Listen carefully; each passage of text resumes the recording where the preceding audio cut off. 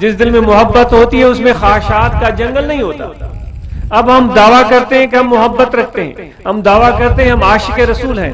اب دیکھیں کہ یہ ساری خرابیاں ہمارے دل میں ہیں کہ نہیں. اگر یہ ساری خرابیاں موجود ہیں جو ابھی ابھی آپ کے سامنے بتائی گئی, تو پھر ان ساری خرابیوں کے ساتھ اللہ کی محبت اس دل میں رہنا ناممکن ہے.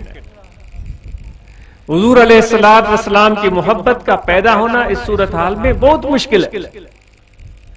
تو میرے دوستو, تو وہ قرآن مجید جو ہمیں ایک ہدایت کا سرچشمہ, جو ایک صراط مستقیم ذریعہ حضور کی طرف سے ملا ہے, اور ان کو سمجھانے والے, سکھانے والے, بتانے والے حضور علیہ السلام کی ذات. ہم نے قرآن مجید کو جانا حضور علیہ السلام کی ذات کے توسل سے, آپ کے تصدق سے.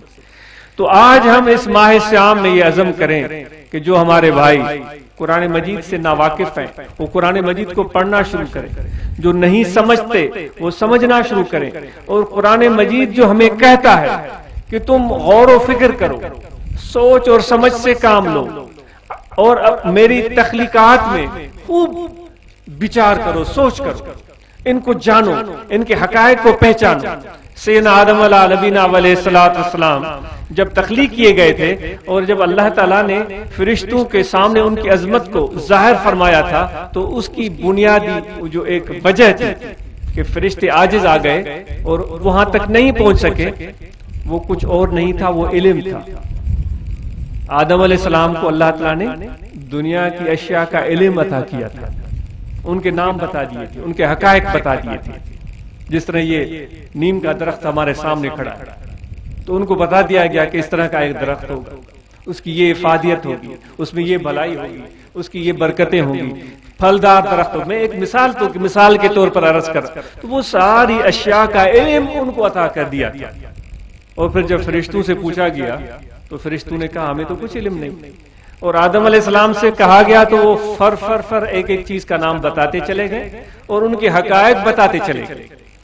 تو آج ہم نے اس علم سے روگردانی کی ہے, اس وجہ سے ہم کھائیوں میں گر گئے, پستیوں میں گر گئے. ثم رددناہ اسفل سافلین, وہ پستیوں میں چلا جائے گا انسان. کیوں چلا جائے گا؟ کیونکہ وہ علم سے روگردانی کر دے. اے بھائیو, اپنے اندر جذبہ پیدا کرو, تو قرآن مجید بھی حاصل کرو, اور قرآن مجید کے نے جو ہمیں دعوت فکر دی ہے پوری کائنات میں غور و فکر کرنے کی, اس راہ کو اپناؤ.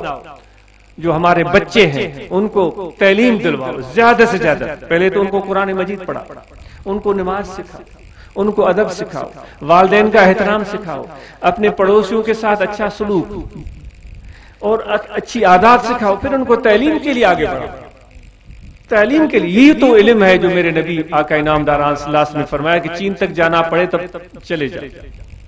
تو ان کو تعلیم دلواؤ. اور اس مہینے میں جو ابھی علماء کرام بیان کر رہے تھے کہ ہم معتکفین کے لیے یہاں بندوبست کریں گے, بڑی خوشی ہوئی, بہت خوشی کی بات ہے کہ یہاں وہ ہمارے بھائی قرآن مجید پڑھ سکیں گے جو قرآن مجید شاید نہ جانتے ہوں. وہ ہمارے بھائی قرآن مجید کی معنی, مفہوم اور تفسیر جان سکیں گے جو شاید معنی اور مفہوم اور تفسیر نہیں جانتے, احادیث مبارکہ کا علم نہیں رکھتے. وہ کچھ احادیث یاد کر لیں, اور اس طرح وہ تیار ہو جائیں گے طریقے عالیہ نقش بندی کے اس پیغام کو عام کرنے کے لیے بحیثیت مبلغ.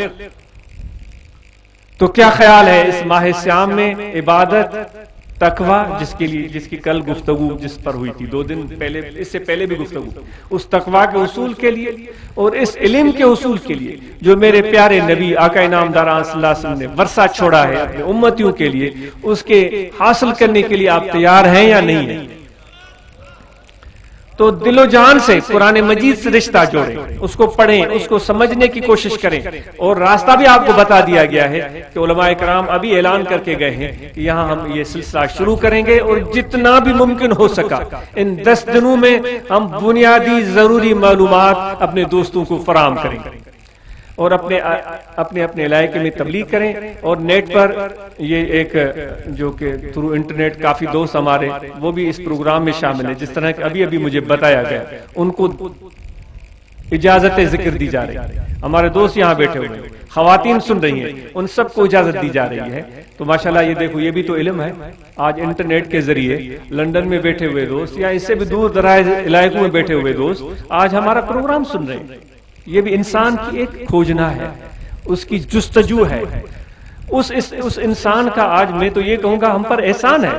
اس نے اسی چیزیں تخلیق کی اپنے, جو کہ قرآن مجید نے دعوت دی کہ تم غور و فکر کرو, اور انہوں نے اس راستے کو اپنایا جس راستے پر اللہ نے آدم علیہ السلام کو لگایا تھا. انہوں نے کھوجنا کی طرح, اور اس کھوجنا کی وجہ سے ایسی چیزیں بنا لی کہ جو ہزارہ میل دور بیٹھے ہوئے ہیں وہ آج میری بات سن رہے ہیں, شاید مجھے اور آپ سب کو دیکھ بھی رہے ہیں. تو آفرین ہو ان لوگوں کو جنہوں نے یہ کام کیا. تو اس طرح کے کام آپ نے اور ہم نے بھی کرنے. بحیثیت مسلمان ہم نہ صرف با اخلاق با کردار ہونے چاہیے, ہمارا باہمی اعتماد ہونا چاہیے, اور اس کے ساتھ ساتھ جو کہ ایک انسانیت کے فلاح اور بہبود کے کام ہیں جس میں انسانیت کی ترقی مضمر ہے, وہ بھی کام ہمیں کرنے ہوں گے. آج نہیں کریں گے تو کل آنے والی نسلیں کریں گی. افسوس یہ ہوگا کہ بھائی ہم نے کوئی بھی اس معاملے میں کوشش نہیں کی. تو آپ نے قرآن مجید پڑھنا ہے اور تبلیغ کے لیے تیاری کرنی ہے, اور اس کے ساتھ جو علوم دنیویہ ہے ان کے لیے بھی اپنے آپ کو تیار کرو. یہ حاصل کرنا بھی ضروری ہے. تو طریقے ذکر میں عرض کر دیتا ہوں کہ بائیں جانب یہاں انسان کا دل ہے, اس دل میں توجہ رکھیں. کھڑے بیٹھے لیٹے سوئے جاگے, وضو ہو یا نہ ہو, سانس آتا جاتا رہے, توجہ دل میں رہے کہ یہ دل پکار رہا ہے اللہ اللہ اللہ اللہ اللہ اللہ اللہ اللہ. یہ ذکر خفی ہے, یہ بڑا آسان ذکر ہے جو آپ لسانی ذکر کرتے کرتے تھک جاتے ہیں. جس طرح ابھی ہمارے دوست بتا رہے تھے کہ میں اتنی ورد کرتے کرتے میں تو عاجز آ چکا ہوں. یہ اتنا سہل ہے کہ محنت کا تو نام و نشان بھی نہیں ہے. وہ خواجہ بہاؤالدین نقشبند بخاری رحمۃ اللہ علیہ فرماتے ہیں بھئی ہمارے لیے تو مزے ہیں, لوگوں کو آسان کام آج کل پسند نہیں آتا. وہ کہتے ہیں کہ بھئی ہمیں کدال پکڑاؤ, ہم کوئی گڑھا کھودنا چاہتے ہیں. بھئی خامخواہ گڑھا کھودنا ہے تو آپ کی خوشی ہے, بھلے کھودو. لیکن ہمیں تو مشائخ نے یہ کہا کہ سلسلہ نقشبندیہ میں نہ محنت ہے اور نہ محرومی ہے. نہ محنت ہے نہ محرومی ہے. سندھی میں چوندا آہن بابا مکھڑ پہ متھو سڑے, جو مکھڑ پہ متھو سڑے.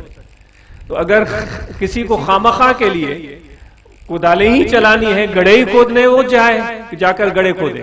ہمیں تو ہمارے لیے تو ہمارے مشائخ نے آسانی کر دی کہ آسان ذکر, بس اپنے کام کرتے جاؤ, کاروبار کرتے جاؤ, محنت ملازمت کرتے جاؤ, بس دل کا رخ اللہ کی ذات کی طرف لگائے.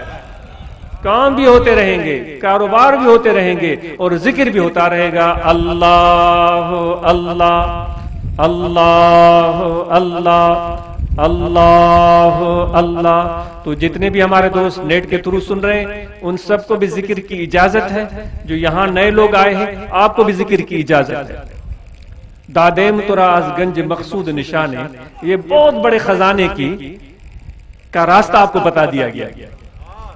خوش قسمت ہوگا جو اس راستے پر چلے گا, اور وہ محروم ہوگا جو اس راستے کو چھوڑ کر بھٹکنا چاہے, وہ بد نصیب ہوگا.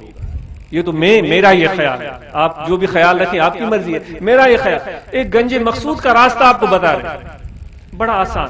تو یہ ذکر کریں اور صبح شام ذکر کریں اور کثرت سے ذکر کریں.